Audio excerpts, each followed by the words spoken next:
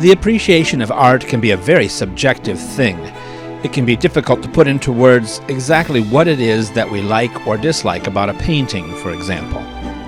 However, once we identify certain factors we appreciate, we can also find artists whose work epitomizes those factors, and we become fans.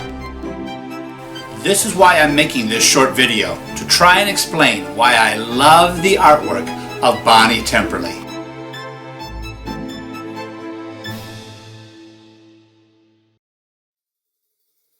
Watercolor is a fascinating medium, unique in many ways. You can't add layers to your art without effect, and you can't reintroduce light colors over darker ones as you can with oils. You typically paint watercolors on paper, not canvas, and even the brushes and the other tools you use are chosen for the way they react to the characteristics of the paint. Suffice it to say, if you're going to paint in watercolor, you better know what you're doing. And Bonnie Temperley not only knows, she's an expert. In watercolor, bleeding and running are to be expected. The artist can guard against these tendencies and maintain a bit more control, or she can use this knowledge to advantage, allowing, as it were, the paint itself to help compose the picture. A pleasing effect is often referred to as a happy accident. I have commented on Bonnie's art before, asking, "How did you do that?" And she modestly explains it away as a happy accident.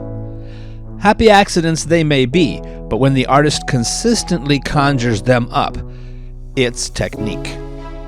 Bonnie has mastered the happy accident with consistent, beautiful results.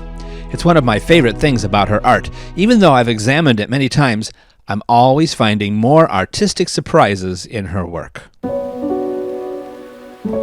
A common method for painting landscapes and still life art is to begin by painting a background and then putting the subject on top of that, working in layers from back to front. Think of Bob Ross. Well, as I mentioned before, you have to be careful about this when dealing with watercolor. Adding one color on top of another will result in a blend. When adding the next layer of paint, it will combine with the background, not cover it. Bonnie chooses this technique deliberately, being careful to add darker colors over relatively lighter ones. However, for those of her works which I admire most, Bonnie creates a background with reserved space for the subject, carefully filling in around it. Of course, this method requires some advanced planning in composing her pictures, and I think Bonnie has a gift, being able to see her picture in her mind before she ever puts a brush to paint. Whereas some artists view the background as secondary, and others leave it out entirely, Bonnie provides backgrounds which act to link the subject to a larger world. And many times that connection is seen somewhat out of focus, utilizing a depth of field effect common in photography. The subject of a painting is that to which the eye is first drawn. It may be a small object in a grand setting, or it may fill most of the frame by itself. Bonnie never apologizes for her subjects, nor does she play games whereby the viewer is left to guess the meaning of her art. Whether it is a portrait, architecture, or an animal, we are invited to view the subject, simply and in truth. The focal points of her landscapes and still lifes are my favorite. Flowers, fruit, a bridge, even a few thick lines representing a picnic table, and sometimes no discernible subject at all. For me, however, enjoyment comes not so much from the subject itself, but rather from the way it completes the aesthetic experience of the entire work. You don't have to look very far to see the creativity in Bonnie's paintings. She brings original, creative expression to what most would see as rather common settings, and she does so in a variety of ways. One, of course, is her treatment of color. Bonnie reserves the right to use colors for her own creative purpose.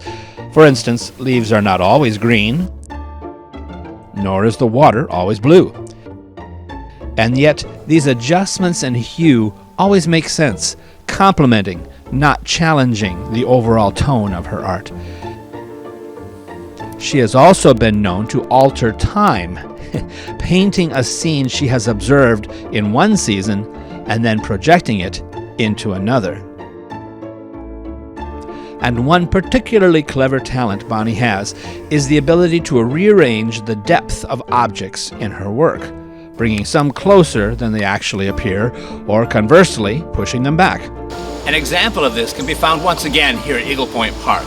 From this vantage point, you can see the trees that are leaning over the left side of the road, and way back there in the distance you can see a picnic table. What Bonnie was able to do was to compress this perspective from this to this. In this way, she can amplify or diminish the objects of a composition for creative purposes. I got quite a shock when I recently visited the stone bridge here at Eagle Point Park. As you can see, it is currently very overgrown. The view from the west is almost totally obscured.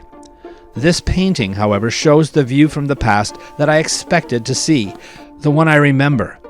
Bonnie paints memories, which, for many of us, are more real than what's actually there. How special is that? All of these methods, and many more, speak to Bonnie's unique and masterful application of the art of watercolor painting. She knows the techniques, but it's her creativity that makes it art. These are just some of the reasons I truly enjoy Bonnie Temperley's artwork. Another undeniable influence is knowing the artist herself. I respect Bonnie not only for her talent, but for her discipline, modesty, and generosity. She is one of the most prolific artists I know, yet her works are not for hoarding, they are for sharing. Of course, some are for sale, but most are given away, donated to charitable causes. Any of Bonnie's pictures would be a prized possession. A professional, quality painting, perfectly matted and framed. Talk about a perfect gift. I actually have one of Bonnie's paintings in every room in my house, so I can enjoy them every day.